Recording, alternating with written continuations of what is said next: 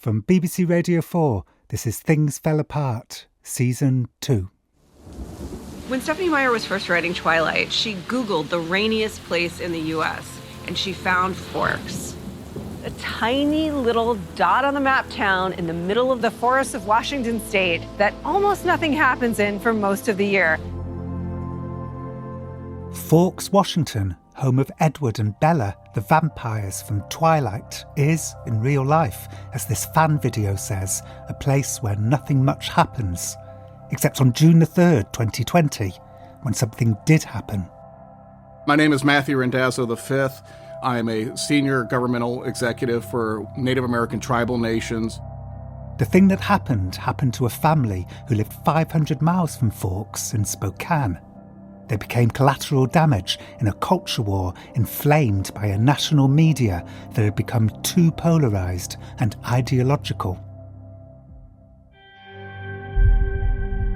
The family remains too traumatized to give interviews, they told us, but one of them did tell the story to Matthew because of his advocacy work.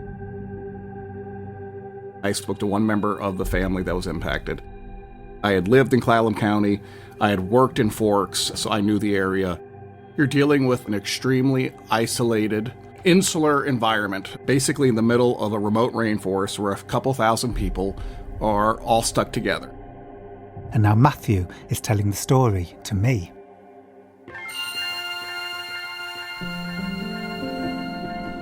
It's a lower-class family, a mixed-race family, a middle-aged white mother by the name of Shannon Lowe, and her younger spouse, a black and Native American gentleman by the name of Tyrone Cheval, and Tyrone's mother, Sandra Rickard, who is Native American, and Shannon's white daughter from a previous marriage.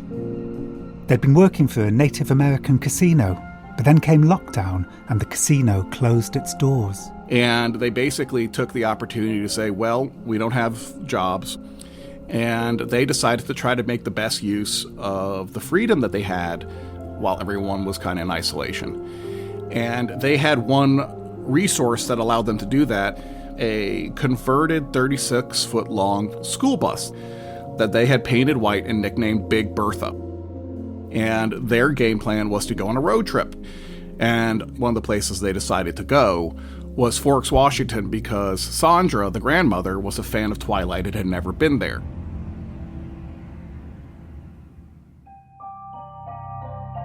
In fact, Sandra had been spending lockdown rereading the Twilight books. Washington State's stay-at-home order was lifted on May the 22nd, and so soon afterwards they set off in their school bus, passing through the nearby town of Sequim. It's a beautiful, sunny summer day.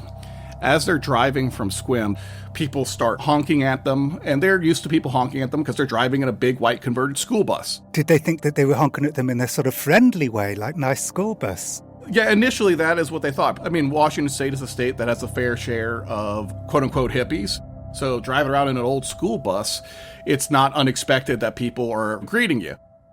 Unfortunately, as they go further down this very isolated, lonely highway, they start to notice some folks are flipping them off on the road, giving them really hard stares. Some folks in pickup trucks are kind of following them for a while. And they begin to get a little bit nervous, but they're not reading into it too much. So they pull into Forks. It's a small town. Their first stop was the grocery store because they had been living off canned food and had decided to treat themselves to shrimp. And they pull into the Thriftway grocery store parking lot. I know what happened next because it was captured on CCTV. A pickup truck pulled up right next to them, and then another, and another, and an ATV, a kind of quad bike, and then more pickup trucks circling their school bus.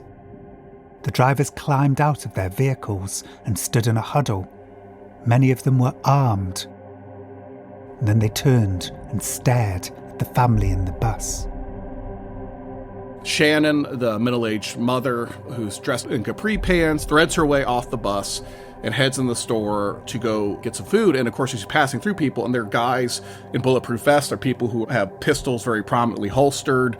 It's a noticeably ominous group of people. Some of the men were taking photographs of the bus and the family. And then A large man with a bulletproof vest on began to try to force the door to their bus and come in. Tyrone, a young black gentleman with his Native American mother, is now interrogated by these strangers. They immediately asked him, "Why are you here? What are you doing in town? What are your intentions?" So I presume they just said, "Oh, we're here because we're Twilight fans and we've been in lockdown and we got cabin fever and we just wanted to go camping." The fundamental version of what I heard was simply they just kept repeating, "We're going camping. We're just going camping." Shannon comes back from the store, gets in the vehicle, and right away as they drive away, they're followed. You can see it on the CCTV. They weren't just followed. They were followed by a fleet of vehicles. People were standing at intersections with rifles, flipping them the finger as they drove by. Even so, they stuck to their plan and headed to the campsite.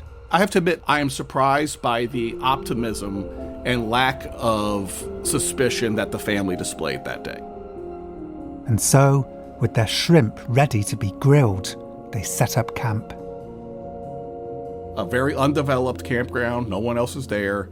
And to get to the campground, they had to go over a small bridge over a small creek. A group of ATVs, some of which had been following them and some of which they had not seen prior, sped by the campground and sprayed gravel in their direction.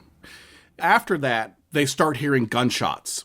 Not directly at them, not right next to them, but in the general vicinity of them, they just hear gunshots being shot in the air. Jeez. Were they still setting up their tent at this point? Yeah, they're still setting up, but they're starting to get nervous at this point. At this time, they start hearing in the distance chainsaws. The chainsaws decided it. It would, they realised, be prudent to leave Forks. And so they packed up and headed back towards the bridge. And when they come up to the bridge, they find that the chainsaws that had been heard in the distance had actually been someone cutting down 5 alder trees. To block their path? As a barricade, yes. And there's some reason they are being kept there in this isolated campground by themselves in the middle of a forest while locals zoom by in ATVs and someone shooting gunshots in the background. Shannon tries to reach the police on the telephone and has no reception and can't get through. It's so scary that Shannon's daughter begins a journal which starts, "If I'm dead and you just found this, ...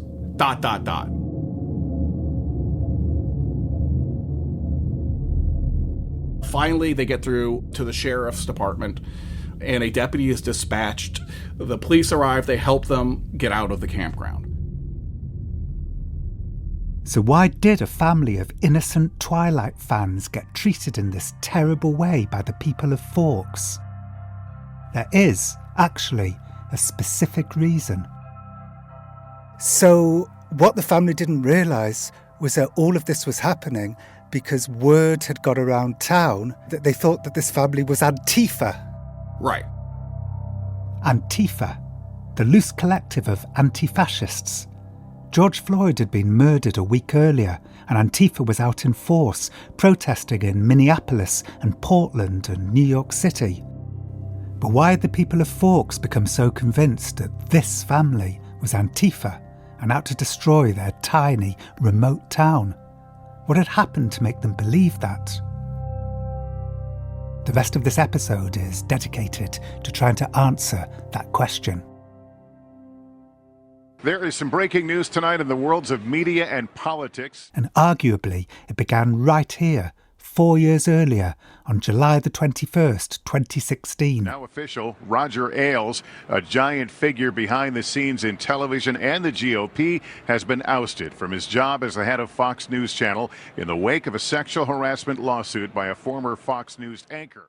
My theory of the case about Fox was always that the departure of Roger Ailes left a massive leadership vacuum at Fox News. This is the conservative commentator and Fox insider, Jonah Goldberg. He appeared regularly on Fox for 12 years until 2021. I live in no fear of contradiction when I say that Roger Ailes was a deeply flawed human being.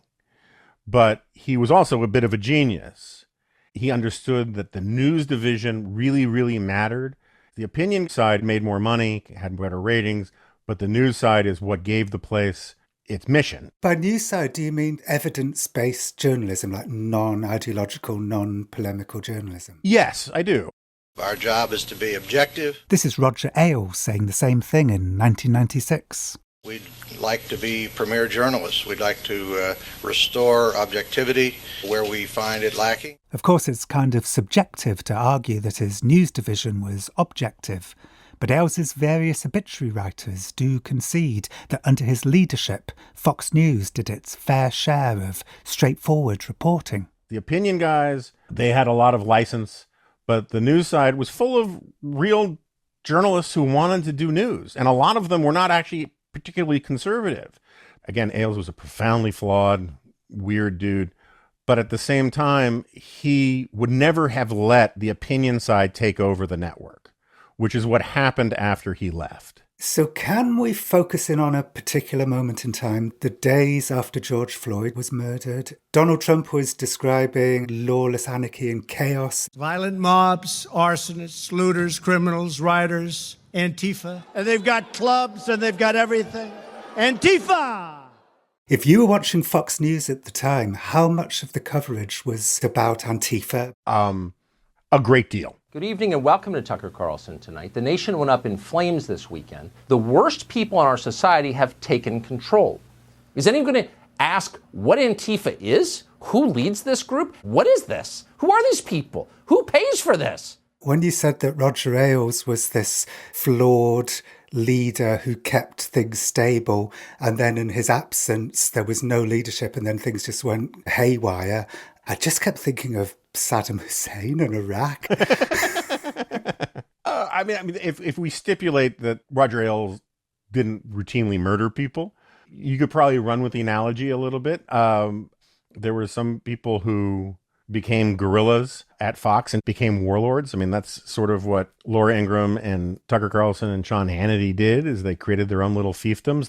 If you want to see what a deranged, violent, modern-day Brady Bunch might look like, well, look no further than these Antifa freaks. They're the biggest armed militia in the United States, and we know nothing about them. Why? Because they're aligned with the Democratic Party. And the fact is, this trickles down to the viewers and it beguiles people, it radicalizes people. Yes, absolutely. The truth is, Antifa weren't anywhere near as violent as Fox was making out. It's true that in the days after George Floyd's murder, people identifying as Antifa were arrested for looting and for instigating violence in New Jersey and Austin and Minneapolis and Portland. But according to the FBI, the vast majority of that lawlessness was committed by criminals who weren't motivated by ideology. The right-wing media was presenting a very one-sided view of Antifa. But then again, so were parts of the left-wing media in their way. My name is Lee Fong. I'm an investigative reporter. Until recently, Lee reported on Antifa for The Intercept, an independent left-wing news site. As a teenager, he had been a member of Anti-Racist Action. They hunted out neo-Nazi groups and did battle with them. As a young man, that was very exciting to join something that was that confrontational, that had direct action against a very clear enemy. So that's the world that you grew up in, and now cut to 2017 and you're working at The Intercept and you're reporting on a kind of modern day version of that, Antifa. I sounded like Donald Trump, what I said. Yeah. You had increasing violent clashes in the streets. Groups that were either Antifa or other far-left protest groups clashing with alt-right or pro-Trump groups in the streets. I saw many documented cases of protesters attacking journalists. There's this claim that any journalist who attends one of these protests and documents it, does their job as a journalist, is somehow doxing protesters who want to stay anonymous, and therefore there's justification to attack reporters. This is audio of the photojournalist Maureen Stabe. She's worked for the Washington Post and The Atlantic and Vice. having just been attacked by members of Antifa in 2021. They're dressed entirely in black, with their faces completely covered. She gets too close to them and they knock her to the ground and spray her in the eyes with pepper spray. They throw full soda cans and paint at other journalists too. I tweeted about cases of really absurd violence, and a number of my colleagues were very upset. It became a big fight internally. But Lee was never more at odds with his co-workers than during the days after George Floyd's murder. You couldn't say the hundreds of thousands of people who took to the streets were all Antifa. That's far from the truth. Most of the protests were nonviolent, but there were huge amounts of urban violence, of protesters, of Antifa, of opportunistic looters who just saw, a moment of crisis that could be exploited.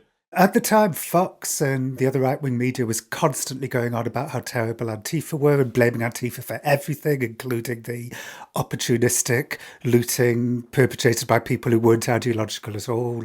How was The Intercept covering Antifa? The Intercept covered the protest by saying that this was a revolutionary moment.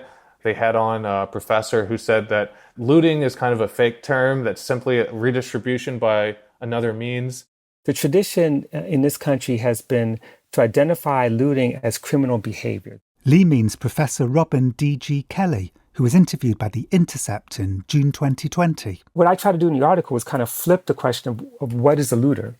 And what we've seen often is that the very system of racial capitalism has been the looter.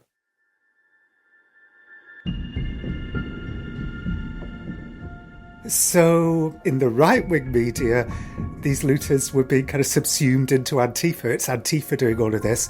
And the left-wing media, it's the same thing in a way. People were saying, oh, these looters, they aren't looters, they're redistributing wealth. Yeah, they're all Robin Hood. I mean, there was a lot of spin going on where the actual reality was just muddled. It was all kinds of violence.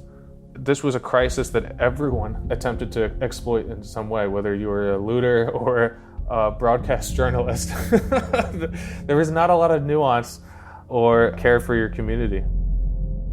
If you want evidence of how there's two Americas, each with their own completely distinct media, look at how Antifa was reported on in 2020. During the week the family set off on their Twilight camping trip, Americans were getting wildly different impressions of Antifa, depending on which media they consumed. Anyway, back to the family in Forks.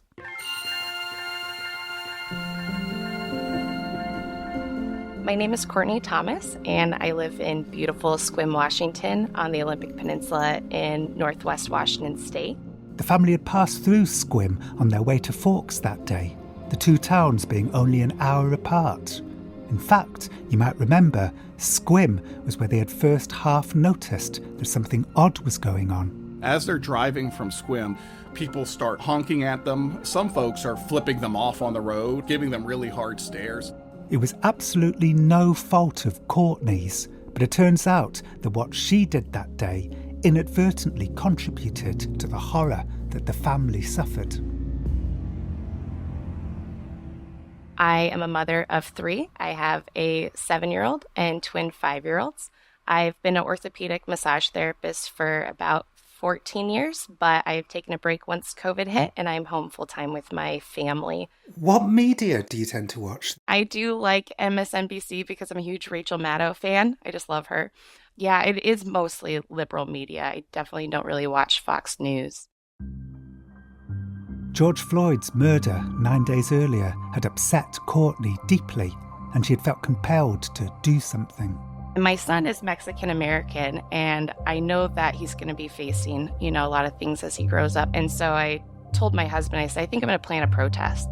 And I was thrilled and shocked the next day to see how many people showed up. I know at some point we had a count of about 600. So who did turn up for the protest? What was the kind of demographic of people who showed up? So Sequim is really known as a huge retirement community. So we had a lot of retirees, and then quite a bit younger. A lot of it was moms and children, because that's kind of my crowd. There was strollers and kids everywhere, and we had chalk for them and balloons and bubbles and things like that. It was very, very family oriented. No peace! No racist police! And then something unexpected happened. It did. So I started having friends of mine come up and say, there's this guy from this gun store and he's posting all these things saying that Antifa is going to show up and they need to come armed. And then I heard someone come up and say, there's a crowd of men behind the block and they have guns. And I thought, why? I saw a circle of men and they were quite armed and they were all kind of, talking to each other, looked like coming up with a plan. And I immediately sent my kids home. My son was there with his signs, and he was so proud to be there. But I immediately said, get the kids out of here. I don't know what's going to happen. Families just fled. So armed in what way? Not that I would know if you said the name of the gun, what the gun looked like, but, Right. But how were they armed? And what were they wearing, like Kevlar? They were. It was kind of crazy. I mean, some of them had like tactical vests. They looked like soldiers. Vests filled with handguns. There was assault rifles, like the big scary guns. It was very intimidating. At least one of them has a very large, what is described as an attack dog that's barking, foaming at the mouth at women and children. And they very quickly start getting in arguments with the mom. That's Matthew, the local tribal government man who watched it all unfold. Courtney was baffled. Why would the gun shop owner think that Antifa was planning to join the retirees and the mothers and babies in Squim? But it turns out he did kind of have a reason for believing it. So on May 31st, a week prior, a Twitter account called Antifa_US issued what's called a call to arms. Matthew reads me the tweet. Tonight's the night, comrades. Tonight we say fuck the city, and we move into the residential areas, the white hoods, and we take what's ours. # Black Lives Matter, # fuck America. The tweet went viral. Antifa were leaving the cities to take over rural America. Donald Trump Jr. retweeted it to over 10 million followers. Except it turned out that the tweet hadn't been written by Antifa at all, as CNN later discovered. We are now learning that online calls for action, calls for violence attributed to Antifa, are in fact coming from elsewhere, and the president's family buying into this online deceit. We have learned over the past 24 hours, Twitter telling us that account was not actually run by Antifa at all. It was, in fact, actually run by white nationalists, a known white supremacist group. What it does confirm is suspicions that white nationalists have been jumping on the Antifa movement in ways to try and stoke tension. It was actually a white supremacist group by the name of Identity Europa. They used it to agitate folks on their side of the political spectrum into this exact panic. A real false flag operation. And some Nazi nerd on Twitter managed to execute one that worked across America. It worked on the Squim gun shop owner. His name was Seth.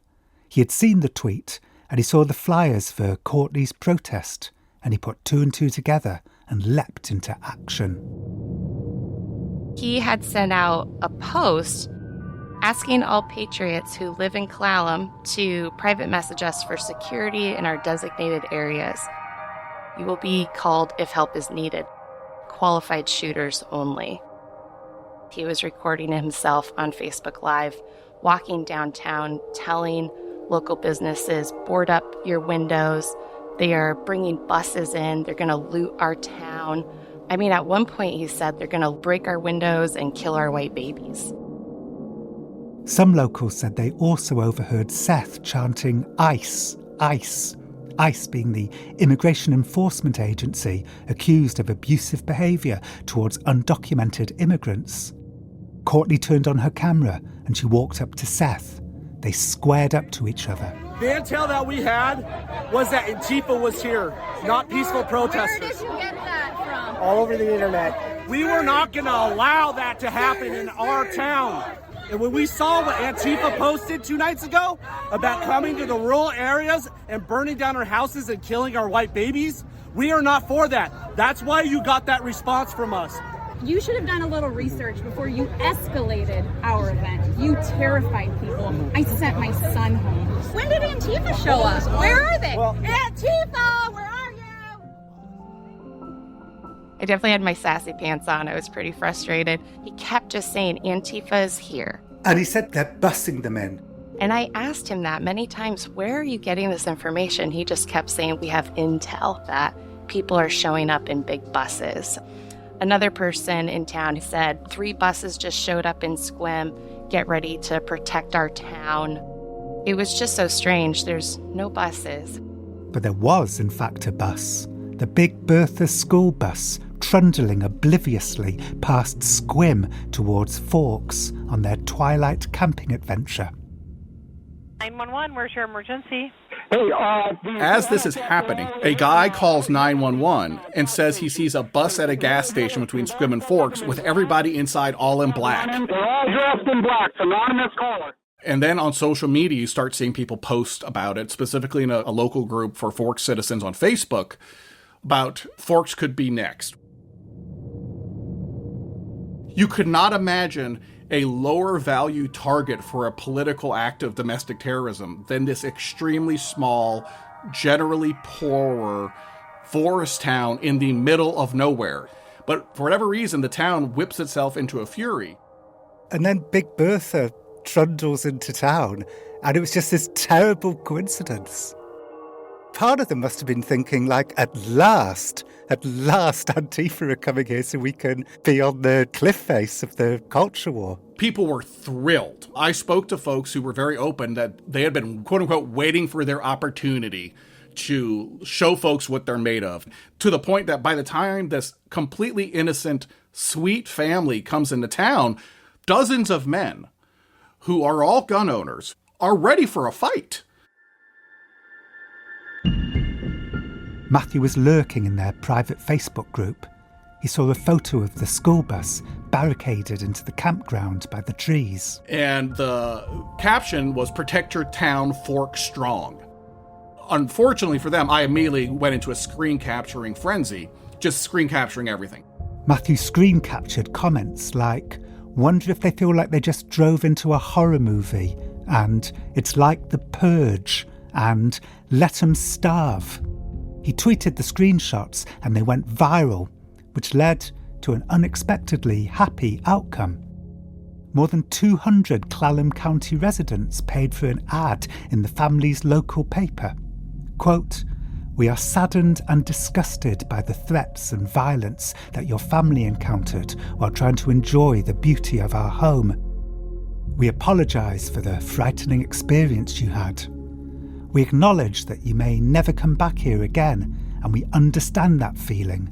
However, if you did return one day, we would be honoured to make amends." Did the family ever go back? No. To my knowledge, they refused to. They want to forget it ever happened. It was a traumatic experience in their life, and they just want to move on. And what about Seth, the man who started it all? He apologised too, on his Facebook Live. So I just wanted to come on, make this short video, just let everybody know. I'm not racist. I didn't say ice, ice, ice. I said heis, heis, heis. And that was a command to my dog Rambo. I totally miffed up.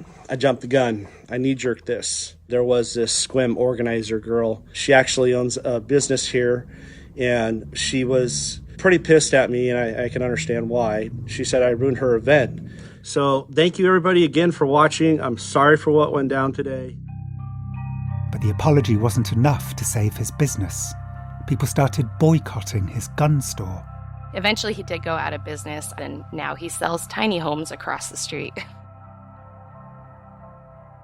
The story may have ended for the family with apologies from ashamed townspeople, but at its heart is something troubling and ongoing.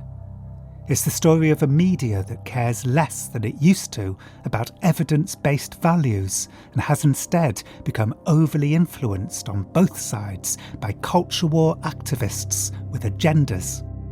This kind of journalism can be powerful and important, but it can also lead to all sorts of trouble.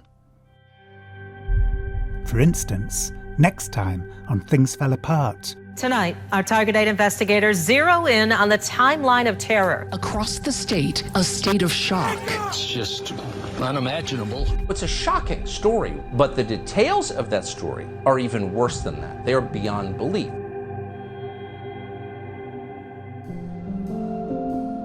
Things Fell Apart was written and presented by me, Jon Ronson and produced by Sarah Shebbear. The music was composed by Phil Channel. The programme was mixed by Giles Aspen. The editor was Philip Sellers and the commissioning editor was Dan Clark. It's a BBC audio production for BBC Radio 4 and BBC Sounds.